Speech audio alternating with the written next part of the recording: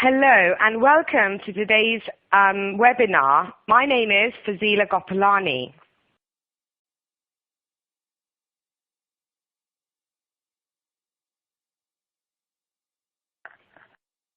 My name is Fazeela Gopalani and I am an ACCA member since 2004. A little bit about myself. I graduated from University of Birmingham in the UK with an accounting and finance degree. I've managed and owned my own accountancy firm in the UK, and I moved out to Dubai around 8 years ago. I have been teaching ACCA in the region. I used to specialize in teaching F6, the UK tax paper, ACCA financial reporting, F7 and P2. And I have taught for 2 British universities on the MBA program teaching the finance and accounting modules. I then went on to manage a platinum approved learning provider in the UAE. I'm a Think Busan licensed mind mapping instructor, and I'm the head of education for ACCA in the Middle East. What I'm about to talk to you today is about mind mapping, and I am in the process of studying myself. I'm doing an MBA from a university in Scotland. So what I'm going to talk to you about today, I do apply myself, and you'll see that later on when I show you a mind map I've made for one of my exams that I sat recently. So I do practice what I preach. Today's session is the first of this 2-part webinar series, which will look at using mind mapping as a tool as part of the learning process. For example, by mind mapping a topic of study, you can gain a whole picture view on one page.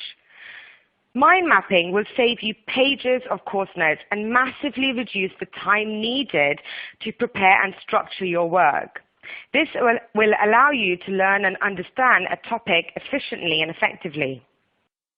Mind mapping can save you hours of study time, as I have seen it for myself, and it helps you study smarter, not harder, aiding you in achieving excellent exam results. Before we get started, I need to run through a few housekeeping issues. The presentation is accompanied by slides that automatically change as I present.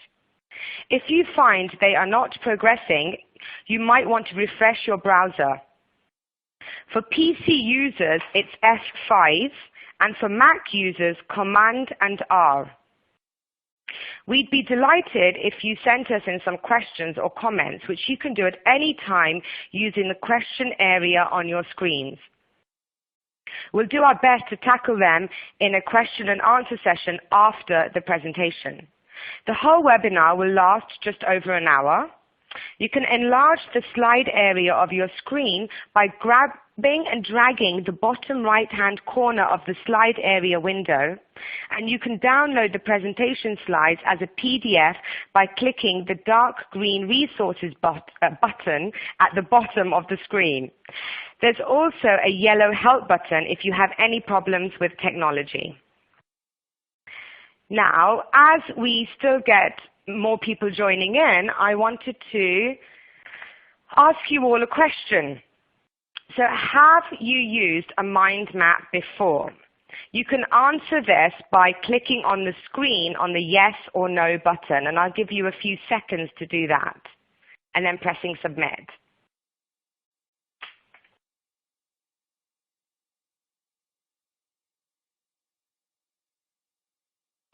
Wow.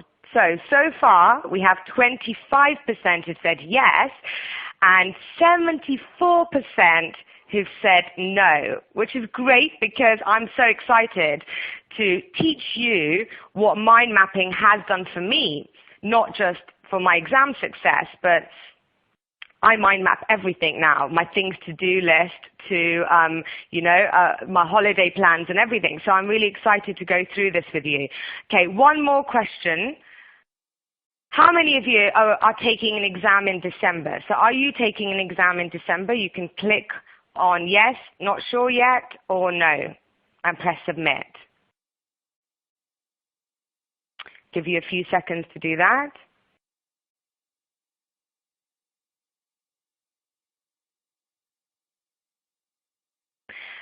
76% are taking an exam in December, which is, so we're like mid-September right now. So you've got October, November, so you've got about 2.5 months till your exams. And so that's plenty of time for you to start using these techniques I'm going to talk about to help you. Okay, so then let's get started. Learning how to learn is life's most important skill. Now, with all the capacity our brain has, it's interesting to note that we have spent thousands of hours in school learning about maths, geography, history, English, sciences, but little, if any, learning about our brains and how do they actually work. So, what problems do we encounter while studying? Well, I'll tell you a little bit about what I incur while studying. I get bored. For example, a subject like P2, financial instruments. You're sitting there reading about the standard on financial instruments and maybe you can't relate to it, maybe you can't understand, maybe some of the terminology is difficult. And after a little while trying to sit there, you see an hour's pass by and you're bored because you're not finding that topic maybe interesting. You lose your focus. So you're sitting there and then you start thinking about all the things that you haven't done, a novel you haven't read, a movie you haven't seen, friends that you haven't met, and you start getting easily distracted. Brain fog. You lack clarity. Maybe you're sitting down and you're studying Porter's 5 Forces and there's no clarity. You can't understand what it is that you're studying or what you're learning. And everything's just so fuzzy in the brain. You might be demotivated. You know, you might have failed an exam. You might have failed an exam marginally, 47%, and you're demotivated and you're sitting down again to study. Or you're demotivated because you can't understand that subject, or that topic, and you can't sort of grasp the information.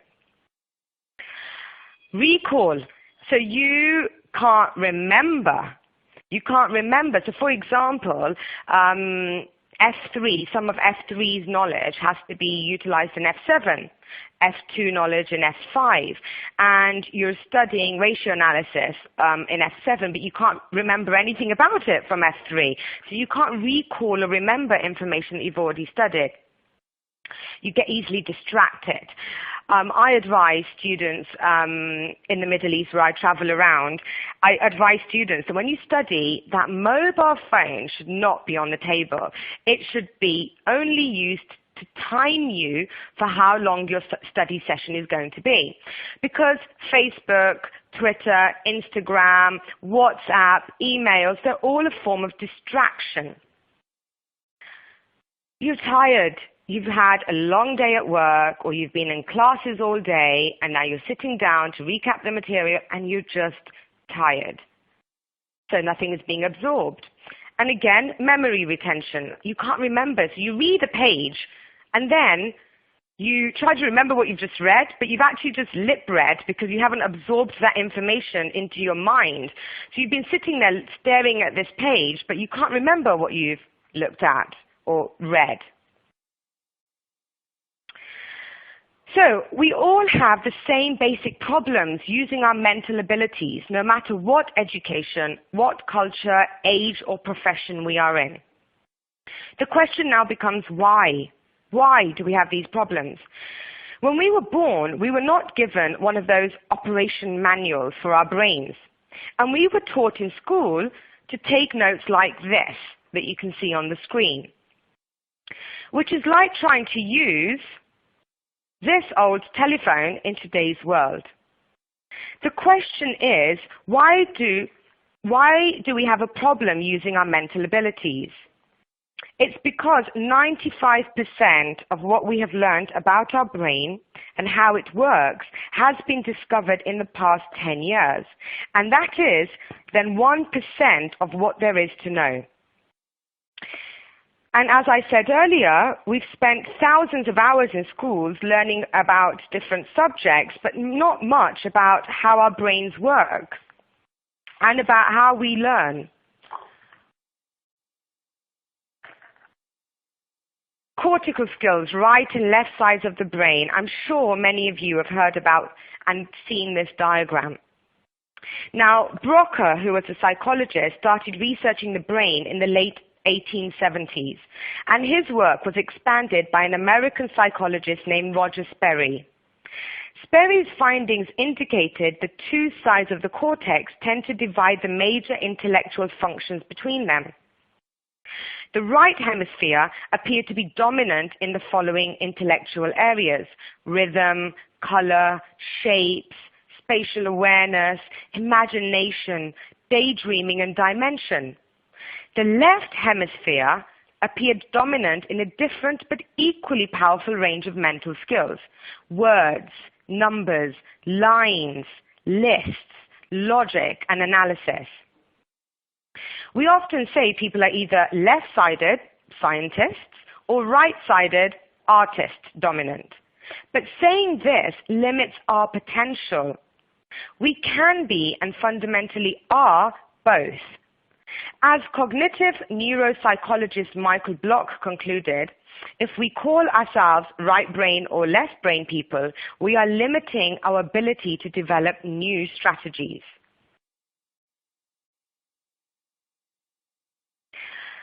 I'm going to talk a little bit about note-making versus note-taking. Note-making is getting information out of the head. For example, writing an essay, answering exam questions, writing a report, planning your exam answers, brainstorming, or generating ideas. Note-taking is getting information into your head from two sources: spoken words like sitting in a lecture, watching a webinar, or printed words from a textbook, course notes, documents looking at maybe a technical article, an examiner's report, or model answers. Now, there are different styles of note-taking. The first style of note-taking is the sentence style, which is writing out your thoughts in a sentence form. So what do? We go home after our class, we've got the textbook, we open up the textbook, and we read, we might underline, we might highlight in our textbook, and then we rewrite. And we sometimes rewrite with the exact same words that are written in the textbook in sentence form. The second style is the list style. So we might condense, use some magic words, some keywords in a list form.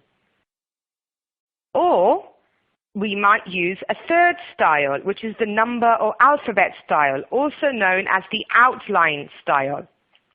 Now, you may be using either one of these styles, a combination of styles, to make your study notes when you're studying for your ACCA exams. So we see the current system of note-making and note-taking actually only utilize a fraction of the brain's enormous learning potential. We also know that the great geniuses use a much greater proportion of their mental capacity. That is available to all of us. Armed with this knowledge, we can move forward to changing the way we take and make notes. Making mind maps uses all of the brain, not just specifically the right side or the left side. Now, what sort of tools do we use in helping us make the traditional note-taking? Three major note-taking styles are used by 95% of the note-takers and note-makers in all school and professionals around the world, regardless of language or nationality. We might use words, sentences, lines, lists, numbers, or symbols. And words most commonly associated with note-making and note-taking are: it's boring, it's a punishment, I get a headache, it's a waste of time because I'm rewriting everything I've written from the textbook. And why do we take notes? Why do we make notes? What's the purpose of making and taking notes? Because it helps with our memory. We think by rewriting again, we're going to increase our memory retention. It helps us organize the subject, the topic that we're studying. It helps us plan a model answer that we've got to write for a case study question. It helps us understand and thereby communicate to the examiner in our exam that we know about this topic or this subject. We make notes because it helps us then analyze and recall information that we need in our exams. Helps us with problem solving, clarifying doubts, and it's a form of comprehension. Now, most of us write in a single color, using a monotone black, blue, or gray. And you'll be listening to this webinar thinking, yeah, I only write in black, or yeah, I only write in blue ink, and I only write in pencil, in gray. Now, monochrome, which means using one color, is monotone, which is monotonous. And monotonous means boring. Now, the word monotone is the root of the word monotonous. And what does the brain do when it gets bored? The brain tunes out, it turns off, it shuts down, it goes to sleep, and it forgets. It forgets when it's bored. The majority of the literate human race is arguably taking notes for the purposes of creativity, recalling, communications, to memorize, to remember, and all thought processes with tools that are designed to make the brain go numb and turn off. Now, color, as you saw on that picture of the brain, is one of the right cortical tools that excites our brain.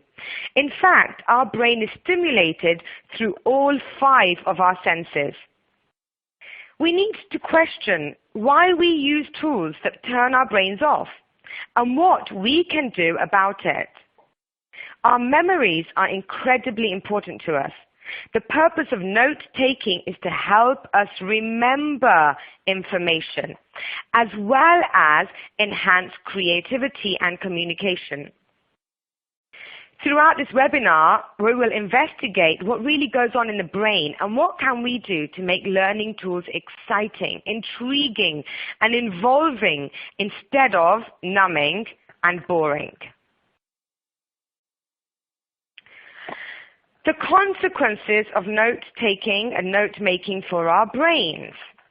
Repeated use of ineffective note-making or taking systems have a number of consequences. What happens? We lose our powers of concentration, and as a result of the brain's understandable rebellions against mistreatment. We acquire the time-consuming habits on an attempt to make notes, on notes, in an attempt to discover the ever more elusive of whatever we are studying.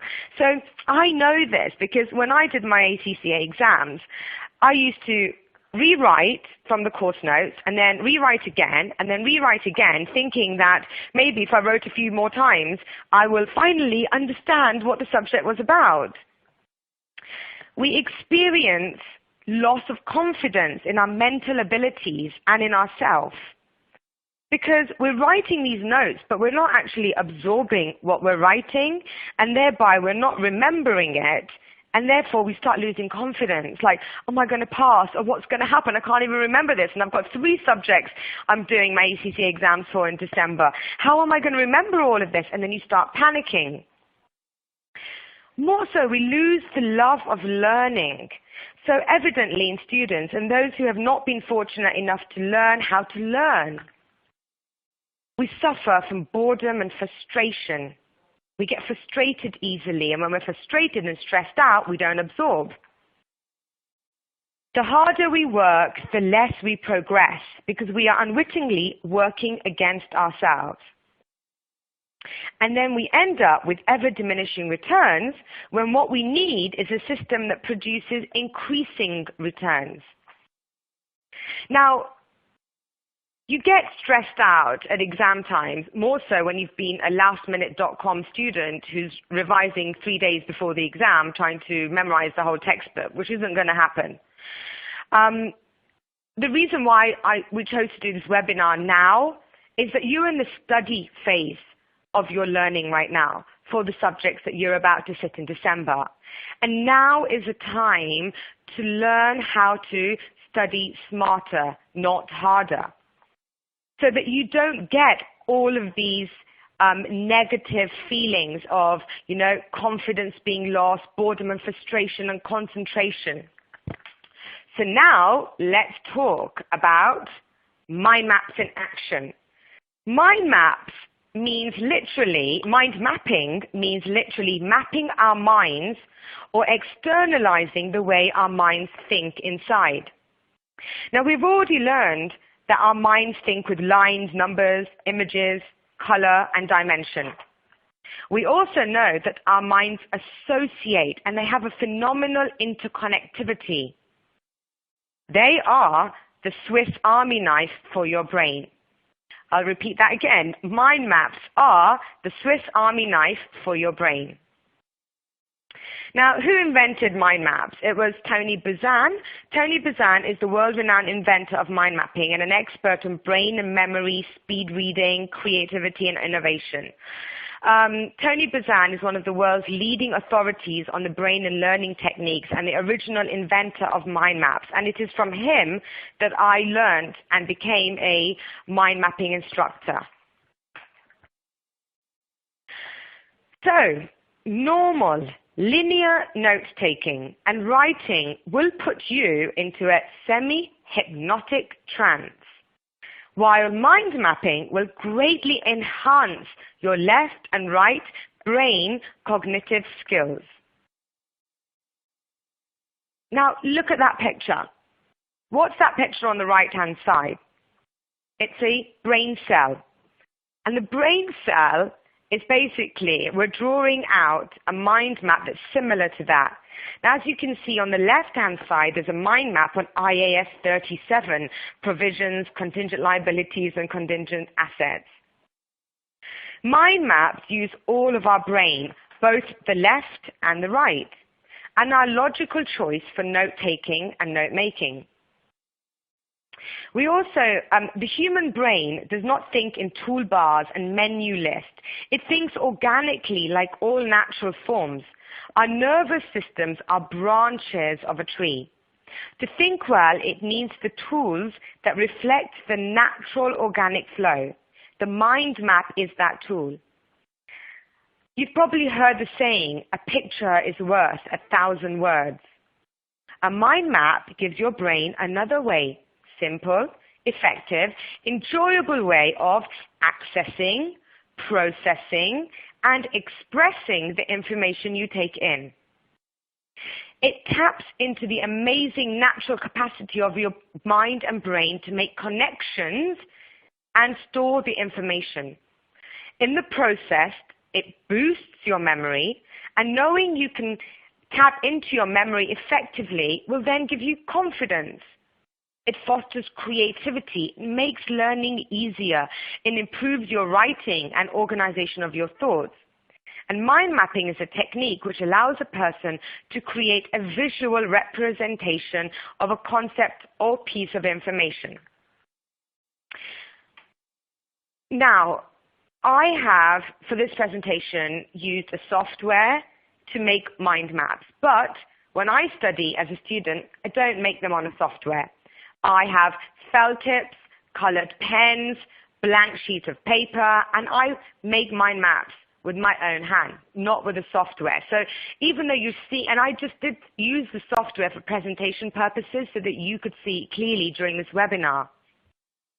This is an example of a hand-drawn mind map, which is what you can do while you're at home. Now, please look at this picture. Are there words on this mind map? Yes. Are there lines? Yes. Is there a logic behind this? Yes, it's about how to write an essay. Is there a sequence? Yes, it starts at about 1 o'clock where it says information branch. That's 1 p.m. on a clock.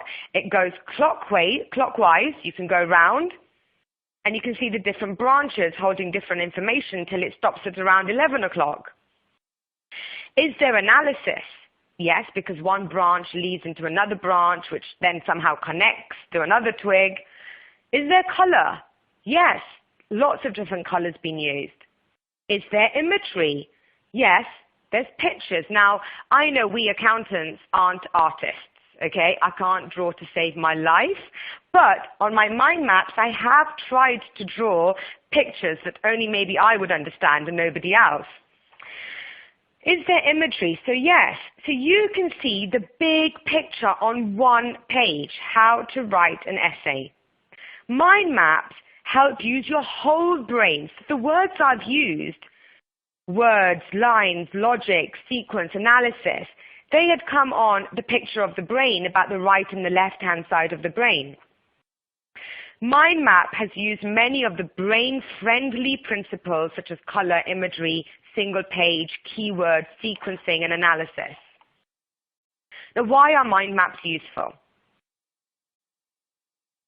Mind maps are useful because of learning. Learning, what do I mean here? It reduces the tons of information that you need to learn, to study, to revise for your exams. It makes you have confidence in your learning abilities. Secondly, helps you have an overview, see the whole picture, the global view at once, and understand the link and the connections. Okay, I'm going to repeat myself here. You're going to understand the link and the connections because you'll see it on one page, a whole picture. Now, for the ACCA students out there who've sat F3 or sitting F3, F7, P2, P7, and for those who aren't sitting those subjects but have sat the financial reporting subjects, you know that there are some standards, international accounting standards, that are linked to another standard. So imagine I'm going to give you all a piece of homework, and that homework is to go away and to make a mind map starting with the core central theme of International Accounting Standard 16, property, plant, and equipment, being the core standard, the mother standard in the middle. And then branches. Now, you know that in an F7 exam and P2 exam, when a question comes up, there is a link. There's not only one standard answers that question that's been asked. The other standards are IFRS 16 on leases, IS 37 provisions, because of the dismantling costs, International Accounting Standard 36, impairment, IAS 28, borrowing costs because capitalizing finance costs. What about IAS 40, investment property? When you don't own a property that you're actually operating a business from, then you have, and you're receiving rental income, you have to then apply IAS 40, investment property. IFRS 15, construction contracts. That has a sort of indirect link to IAS 16. What about International Accounting Standard 2 on inventories? International Accounting Standard 20, government grants. When the government gives you a grant to purchase an asset. And lastly, IFRS 5, non-current assets held for sale. Now, in your P2 exam, you know the standard questions that come up on question 2 and 3. That could be a huge a paragraph of which there will be some connection, maybe IAS 16 linked to IAS 40, linked to IFRS 5. And a mind map is going to give you all of that overview about what standards connect to which other standards. Mind maps then help with concentrating. Focus on the task for better results, using all your cortical skills to attract your attention. It helps you memorize, gives you easy recall to see the information in your mind's eye. I've tried and tested this. I had an exam in August, just a few months ago, or last month, it was September. So the first week of August, I had an exam, and I'd started for one of my MBA exams.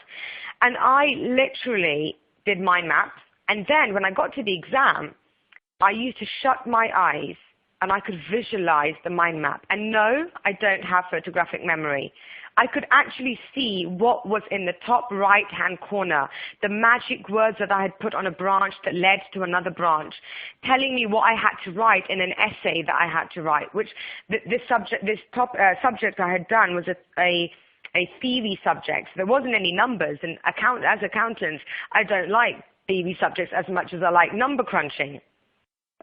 So mind maps really helped me memorize. It helped me organize, be on top of all the details from my subject, the topics that you need to study. I made a mind map on what topics and subjects there were before I even started studying the subject. It helps me communicate better with clarity and conciseness. What do I mean here? I use one or a few words in my own language, meaning, okay, and when I mean my own language, I mean I do speak another language, but what I meant is that sometimes what we do is when we study from our ACCA textbooks, we copy and paste and we write out, but that the language that was written was the language of the person who's written the textbook. Sometimes we need to put it in our own words so that we can relate to it. So for example, when I used to teach F7, students sometimes found it difficult to understand what are dismantling costs. And so you can make on your mind map, you can write dismantling equals process of putting up and breaking down. And you can write that as a trigger point, dismantling equals, put up, break down. You could put integrity equals honesty. And so you could put magic keywords that help you understand a word in your own English. It helps you plan, orchestrate all details and aspects from beginning to end on one piece of paper. Having a method to analyze thoughts, almost a way station for them. And something called brain blooming, which is the new brainstorming in which small thoughts are generated and appropriately assessed. Right, so I'm now going to tell you how to mind map. So I hope all of you have a paper and a pen and you're writing down some points about how you're going to mind map. Now, this mind map shows you how to mind map, and I'm going to talk about it in the next couple of slides showing you how to mind map. But as you can see from this diagram, there are 6 main things about mind mapping. First, paper, lines. Second, then about the words, images, colors, and structure. So, first of all, you need a blank sheet of paper. You need a A4 or A3, and you need to turn it to landscape. The paper should be blank with no lines and always start in the center. Why? Blank paper allows 360 degrees of freedom to express the full range of your cortical skills, whereas pre-printed lines restrict the natural flow of your thoughts. Words and images have a more lateral space. English and many other languages are generally written horizontally. Landscape gives you more room so we don't bump into the margins as quickly. Thoughts start in the center of our mental world, and the mind map reflects this. So make a central image that personally represents the topic about which you are writing or thinking. Use at least 3 colors in the image. A picture is worth 1,000 words. It opens up an association, focuses your thoughts. It's fun, and it results in a better recall. Okay, I might not have been able to draw that forklift, but I would have been able to draw some buildings for IS 16 PP&E to demonstrate property, plant, and equipment. Colors stimulate imagination as well as capturing and holding attention. The different combination of colors also helps make each mind map unique. All right, then what do we do? The main themes around the central image are like chapter headings of a book. For example, on the mind map that you just saw on how to mind map, what were the main themes? Paper, lines, words, images, colors, and structure. And if we do a mind map on IS 16, in a little while you're going to see the main themes that were going around. Now, the main themes connect to the central image on the main branches. and they allow the relative importance to be seen. Now, the central line should be thicker. The outer lines become thinner. You can make your lines wavy in shape. That's organic. You'll see in one mind map I did straight lines. Lines should be connected if there's an association going on. You can use arrows. You can use dotted lines. Words are what you're going to write on top of the branches. And you could be a single keyword rather than, you don't want to write a whole phrase or a sentence, right? The reason is that a single word generates more associations than a phrase does. What makes a good keyword? Nouns or very strong action words. The selected keywords represent about 10% of the whole text. We're going to use color, because color is going to provide us with a visual picture for association. The brain actually uses color as coding, memory, and creativity devices. Now, some people, you might use red for action, whereas others may use red for things they do not like. Now, words should not be written in your joined-up handwriting. Each word should be printed in either capital letters or lowercase. You can see this more clearly when I will show you the mind map I did for one of my MBA exams. Printing versus cursive or joined-up writing is clearer and allows the brain to photograph the image. It's easier to read and it enables more immediate recall. The next branch is a structure. Your mind map should be a reflection of your perception, your mind, the internal structuring and associations, and limitless potential for ideas. As I move on, okay, I'm just going to go back one more slide. So as you can see here, I've started doing a mind map for IAS 16 PP&E. What is the definition of PP&E? It's an asset held by an entity for more than 1 year. And the main thing, when do we recognize the asset in the financial statements? When three things are met, three criteria. The risks and rewards have been transferred, there's future economic benefit, and costs can be measured reliably. Oh, what sort of costs? Initial and subsequent costs. So as you can see, the main branch leads onto another branch, which, like in the case of recognition and measure cost, leads onto another branch. Your different thoughts. So there's no need to write sentences because you can add more branches in order to fill up the other words that you need.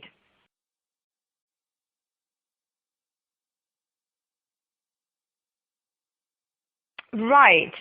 So I'm going to show you what the final mind map would have looked like. That would have been the final version of an IAS 16 PP&E with all the magic words, the keywords, and branches leading off. Now, the key is, and I'm not going to say this is easy, to condense a chapter from the textbook that quickly. And I'm going to show in the next slide the mind map that I've done. And yes, it was full of words. But as you become better at mind mapping, when you start, you're going to fill it up with so many words. And then as you become better, you learn the process of condensing. You learn the process of summarizing. So this slide shows you an extract from a Kaplan textbook, one of our approved content providers, and how those things which are on definition, recognition, initial recognition, and subsequent measurement have been condensed on 3 branches. Now look at the amount of words on your left to the amount of words that I've condensed it down to on the right.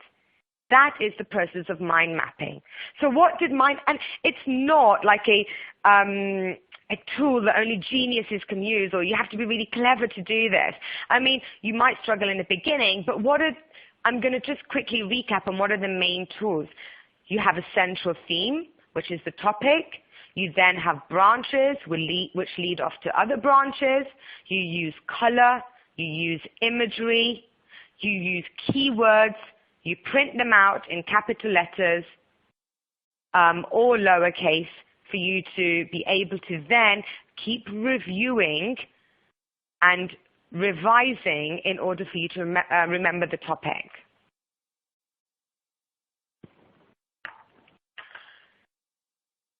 Now, I showed this to my children and I thought it was a work of genius, right? Except it does look rather confusing, but that's only because I wanted to show you this. So this is what I've done for one of my MBA exams, which was a paper called Managing People in Organizations, which is very much like your P3, because you'll see up there in the corner Maslow's hierarchy of needs, theory X and Y, and motivation theories. Now, this was my first attempt at the mind map. And yes, there's a lot of information going on, and that's my form of a mind map. So I'm not saying all your mind maps have to look like this for them to be a real mind map. I'm saying that I have the basic concept of mind mapping there, which is the central theme, the branches leading out. I've used color. I've used arrows to help me have a bit of a sequencing. And then I've used a different color. Can you see where I've put the blue, felt tip, example, McDonald's, example, Harvard, example, Enron, example, Home Depot. Those are the case studies I had to quote in the exam and I had to write. And when I shut my eyes in the exam and I tried to remember what was the case study example for the structural frame, I could remember and I could see McDonald's coming out at me. And the minute I remembered the word McDonald's, I remembered the case study I had read about McDonald's that I could rewrite. And so this was my first attempt. After that, the mind maps had less and less information. So the reason I showed you this is to show you a realistic, yes, when you first start mind mapping, you might not just get one word. You might have to build and put extra words, but sooner or later you'll start condensing. Now, make each mind map a little more beautiful, artistic, colorful, imaginative. Something that your eye and your brain will be attracted to. Something that will be easier for you to remember. As you can see in my mind map, what have I done? I've boxed items for their importance. I've used, as I said, arrows to connect. Now, your brain will delight in getting the maximum enjoyment from this process, and it's going to learn faster and recall more effectively. What was I doing there? I had a textbook open. On the left, I had my felt tips and colors, and I was rewriting, but in a summarized version, and that literally was around 15 pages summarized onto one mind map.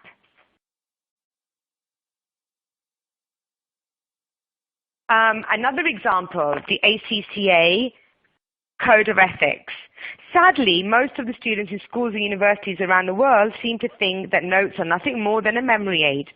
The only concern is that the notes should enable them to remember what they've just heard and read, just long enough to pass the exams, after which they walk out the exam and they happily forget everything. Now, as we have seen, memory is indeed a major factor, and you're going out there into that big, bad world to become professional accountants. You need to remember what you are studying, because what you are studying is what's going to be used in your day-to-day job. So other functions such as analysis and creativity are equally important. Now, the mind map is a particularly effective mnemonic device for all the reasons outlined earlier. Analysis. When taking notes from lectures or from written material, it is essential, first of all, to identify the underlying structure of the information being presented. Mind maps can help you extract the basic ordering ideas and hierarchies from linear information. Mind maps will combine notes taken from your lectures, from webinars, from videos that you've seen, and your internal environment, notes from your brain, your own thoughts. The best notes will not only help you remember and analyze information, but they're going to act as a springboard for creative thoughts. In other words, your mind maps are going to reflect the conversation between your intellect and that of the lecturer or tutor. So what I've done here is a typical student underlines, highlights, circles, and then you condense onto a mind map. Again, one more example, 5 branches main themes. ACCA's Code of Ethics appears in your paper F1, F8, P1, P3, P2, and P7. And these slides are there for you to go away and see how, in your own time, how I condensed that 2-3 paragraphs on the slide earlier into a mind map using the magic words. And that's going to help you see how much information you can condense. So it's about working smarter, not harder. It's a myth. You know, it's a myth that in order to learn something, you have to hit the books for hours and hours until you've drilled it into your head. The best way to learn is little and often. Study for a little while, then when your brain starts to daydream about your next holiday, about the next movie you're going to watch, about what you're going to do after your exams are over, or it gets bored, stop. Just stop. There's no point wasting your time sitting there because you're not going to learn anything. Take a break and then start learning again. Now, I have a few more slides to go through, and what I wanted to go through here is the how to study, because I've traveled and I've met many, many students across the region, and I get questions like, yeah, but how do I study? Do I sit down? Do I study for 5-6 hours on a trot? You know, and then I get really bored and I don't know what to do. And my answer to these students, which I wanted to share with all of you, is that number one, if you fail to plan, you're planning to fail. You're 2.5 months away from your exams.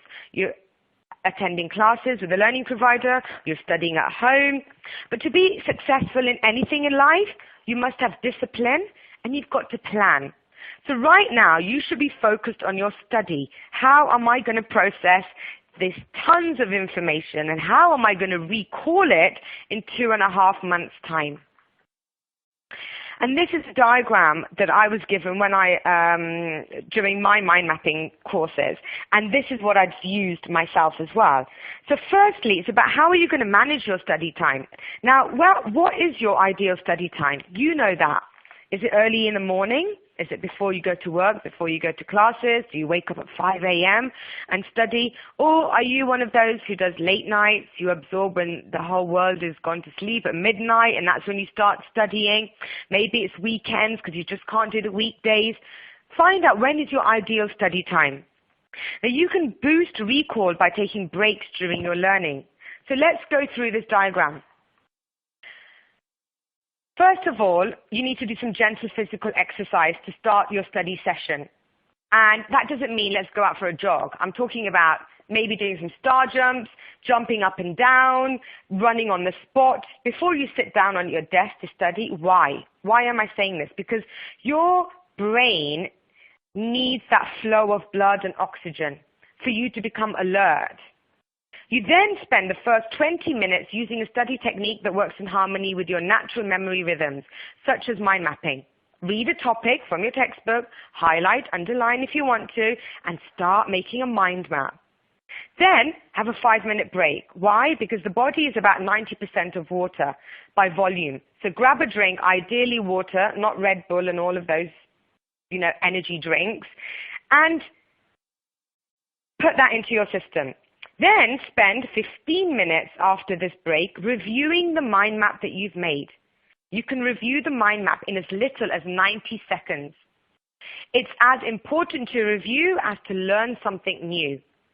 In the third break, practice some relaxation techniques to make you better prepared for exams. You might be taking some deep breaths. It might be calming yourself down, gathering your thoughts and the knowledge and information you've learned by shutting your eyes. And then, because we recall more from the end of the session than from the middle of a learning session, the last 10 minutes are ideal for you to review and complete the new work studied earlier. At this point, you're going to see any gaps, additional connections, or parts you didn't understand. This might be the stage where you can see how you can further condense and summarize your mind map. 60 minutes, as you can see.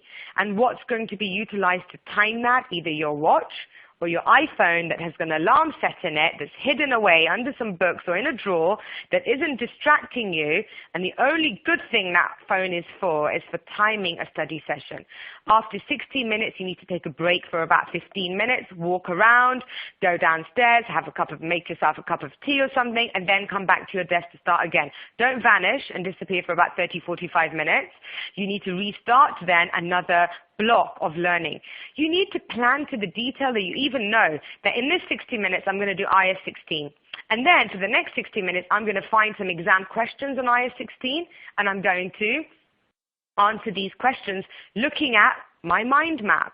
And then I'm going to do another 60 minutes of answering exam questions without looking at my mind map.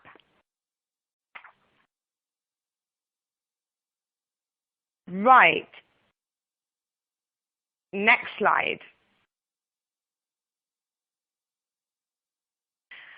Next slide. Oh, something's happening. Okay. Now, this is a scary thought, but don't freak out, okay, because I'm going to go through about the psychology of learning after this. Students forget most of what they have learned within 24 hours. They actually lose 80 to 90% of the detail covered. So imagine that for every hour of study, they only remember 10 minutes worth of information. So what you've got to do is make sure that 10 minutes of information is that mind map, that condensed version of your notes on a topic that you're going to be able to recall long after your exams as well. Now, this graph is known as the most important graph in the world. Yeah. And what it shows you is that the psychology of learning and remembering. So we've got recall on the left and time at the bottom. When you start your sessions, when you start learning, items from the beginning of the learning period are known as the primacy effect. Items from the end is called the recency effect, and as you can see from the graph, that goes up. What happens in the middle? You get distracted, you get bored, and your recall level goes down. Repetition is very important. Repeating something 3 times. That's why in your study session, you're going to repeat and review a topic 3 times. Any items which are emphasized as being in some way outstanding or unique, any items that are particularly strong to any of your 5 senses, something that's of interest is what you're going to recall and remember. Memory. 5 reviews is enough to transfer your knowledge into your long-term memory. By using a mind map, you can keep on reviewing what you have learned. And you'll never have to experience the panic of cramming at the last minute. Don't work harder, work smarter. When studying, have more beginnings and ends to your learning because your recall is high. Repeat or link things together to create strong association. Make things unusual or outstanding for you to remember them.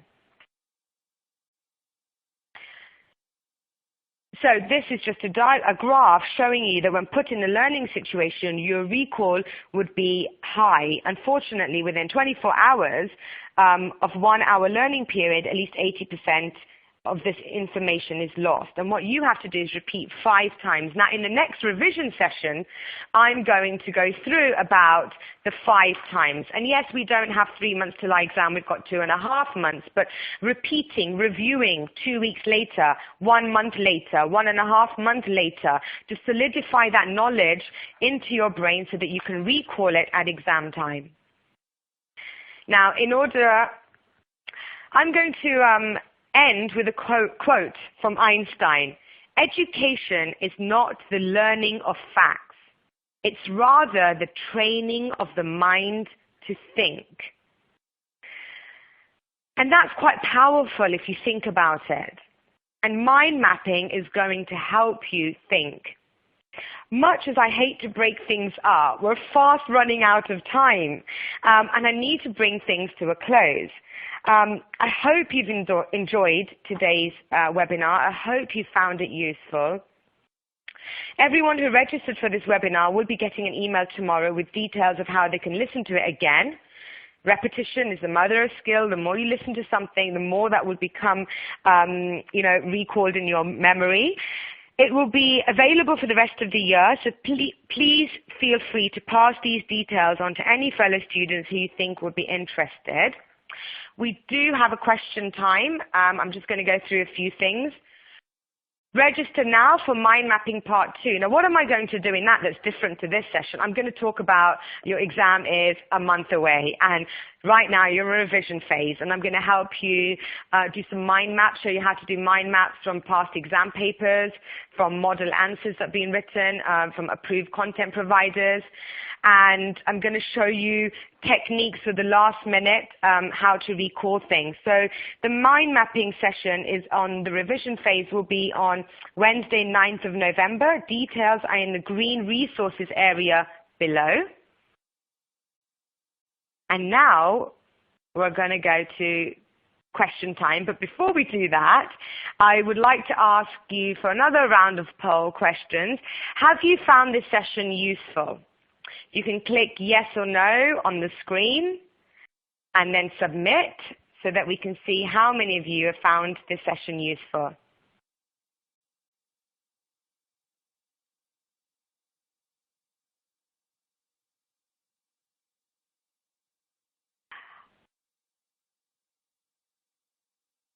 Okay, I don't think we can see the results for that, but that's fine. I'm sure ACCA team are collecting the results for that. I would much appreciate you clicking and submitting and answering that. And are you likely to use mind mapping in your exam preparation? Are you likely to use mind mapping in your exam preparation? Please click on yes or no and submit.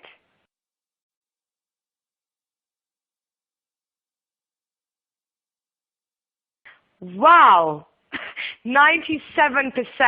Wow, that's fantastic. So we're going to be looking at the ACCA pass rates and hoping that your mind mapping techniques have helped and supported you in studying, revising, and then eventually answering questions in the exam. Right, so now let's move on to question time. I'm sure some of you have questions, and I'm going to try to answer as many as possible. Right, so we have a question. The first question I have is, how can you use mind mapping for computational exams? Okay, so do you mean, well, okay, so I'm going to answer if it's F1 to F4, which are the computer-based exams. Or do you mean the exams that are for F5 to F9 that are going to be the computer-based new exams that are going to be launched? Well, if you are going to be planning an exam answer, you'll have paper in the exam that you can be given for you to do. Oh no, I think I've misinterpreted the question. I think you meant computational, meaning numerical questions, right? Okay, you could write formulas on mind maps on a branch. I've done that for some of the questions. For example, deferred tax subject, right? The standard. There's a formula that you need to calculate. You can write that on branches. For F7. For F5, there are some computational formulas that you need to use. So again, you can make a little formula sheet via a mind map and put all these formulas down, A equals B plus C, in order for you to be able to then look at one sheet where all your formulas are going to be there. For example, okay, in F6, there are an income tax. For the UK tax paper, there are some formulas that are not given to you. For example, how to calculate company car benefit.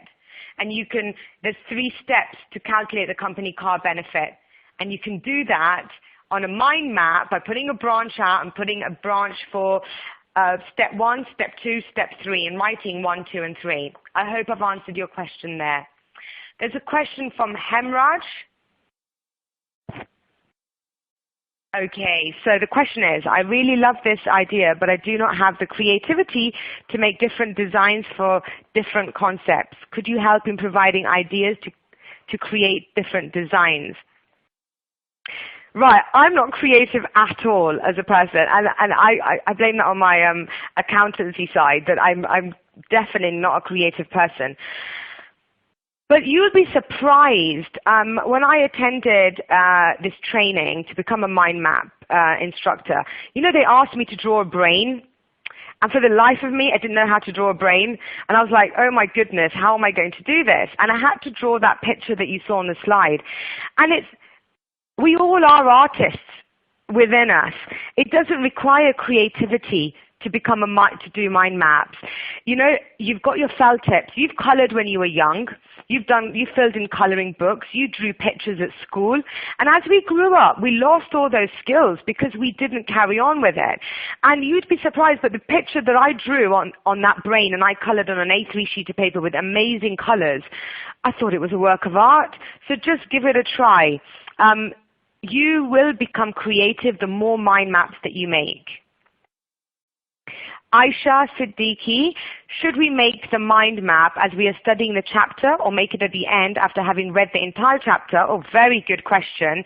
And use the mind mapping as a revision exercise. Right, mind mapping can be used in 2 stages. Number 1, I would advise you to use it as you study the chapter for now. And then the revision is going to come in the revision phase. For example, you're going to sit down today and you're going to do IS 16, Property, Plant and Equipment. Read the chapter. It might be 3 pages, 4 pages from your textbook. Read the whole chapter. Then go, and that will give you a structure to start mind mapping side by side, taking out the magic words. And then that mind map can then be used as a mind map for revision. But I would urge you from now, make your notes via mind map because it's going to be a lot faster when it comes to revision time, because in revision time then, you'll have all your notes, you'll just have to start practicing exam questions. Hemraj Punjabi has asked a question. Is it easier to use a software to create a mind map? Good question. As compared to either using colored pens. If so, which software would you recommend? Now, the software that I'm using was given to me. It's called iMindMap by Tony Bazan. You don't need to purchase a software. There are free softwares available online. It depends. I'm a dinosaur with technology. I like writing everything, and so I like to make my own mind maps with my own handwriting. I have done mind maps on the software. I would urge you that in the first instance, make mind maps with your hands, because in the exam, especially for papers like P3 going forward, the case study questions, you can plan your answers out on a mind map. And once you're good at doing a mind map on paper, then if you can find some softwares that are for free of charge and you can download, or pay for softwares if you really get into mind mapping, then you can transfer and then do them on a software.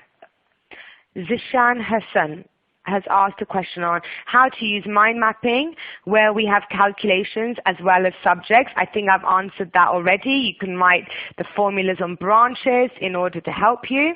I answered that question previously.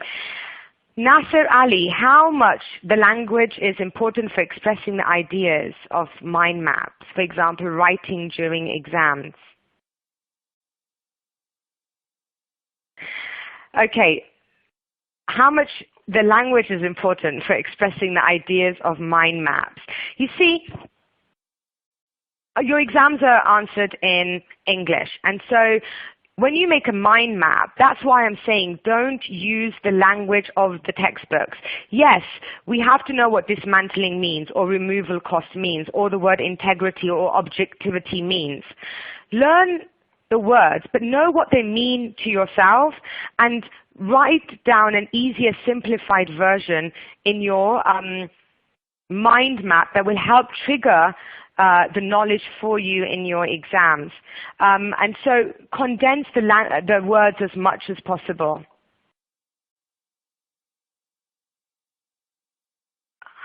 Okay, I'm going to the next. Oh, this has been answered. Okay. I'm trying to. Okay, there's a question here. How do you compare mind mapping to the presentation style using Prezi? Is Prezi a mind mapping tool, or are they just completely different concepts? Okay, I think that's been answered. Sorry about that.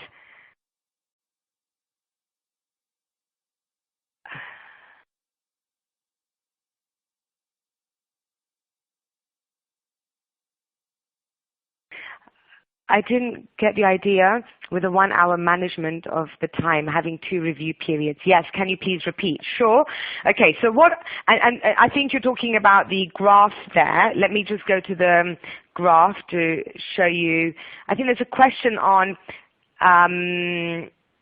there was a question about this, 2 review periods. This one. Okay, and I think because of time, I might have rushed that a little bit, so I'll just repeat myself there. You're going to sit at your desk, and you're going to study IS 37 provisions, contingent assets, contingent liabilities for 60 minutes. You're going to start with the first 20 minutes after the exercise with your textbook, reading it, underlining it, and making a mind map as you go along. You are then going to review the mind map you've just made. Now that review could be rewriting the mind map and condensing it, or it could be looking at it and memorizing it, understanding it, trying to recall the different branches. And then the second review, again, is looking at the mind map that you've made. You see, on the slide after, I had said that you need to review something 5 times for it to transfer into your long-term memory. The key is with your study is that you need it in your long-term memory.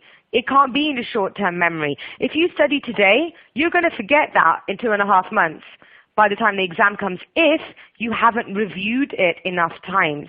In one study period, you need to review 2 times the same mind map for you to be able to remember and recall this as the weeks and the months go by. And therefore, you're building up that knowledge within your brain, building up the recall and the memorization.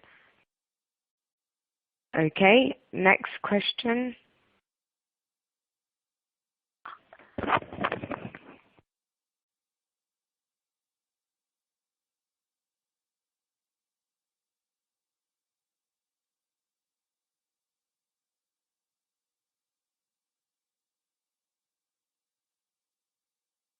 Okay, 1 second. I'm just going to try to get some more questions answered.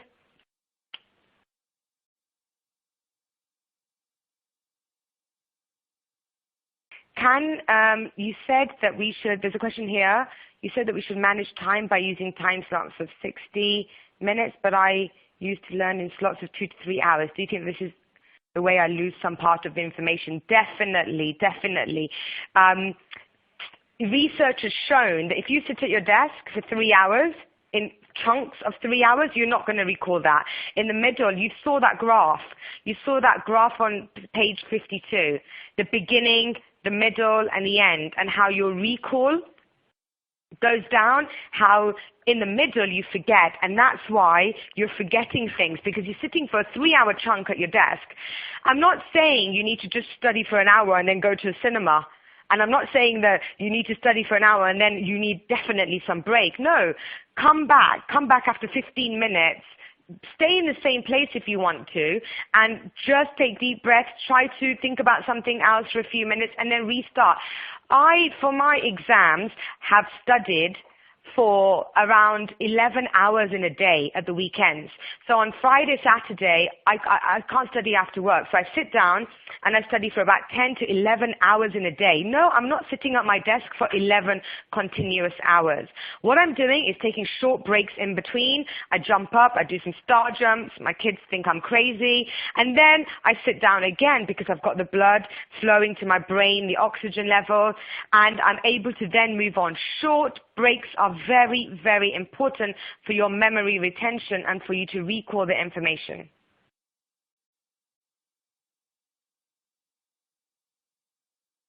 Okay. Right, what's your advice? A question from Zishan, should we use mind mapping while practicing past papers as well? Wow, you have to come to my part 2 in November to go through that, because that's what I'm going to talk about. I'm going to talk about how to mind map for revision, how to mind map while practicing past exam papers. And so I look forward to seeing you in that session for more tips on exam success. Right, so that comes to the end of our session. I wish you all best of luck. One second, I'm just trying to get the last slide. Yeah, okay, so best of luck with your studying, best of luck with your exams, but you're going to see me, or hear me at the webinar in November just before your exams. Thank you all for your time, and I really, good luck with using all these skills and techniques, and good luck to discovering mind mapping. Tony Bazan told me mind mapping would change my life. Well, it has made me pass my exams, and I look forward, and I hope it makes you pass your exams. See you soon.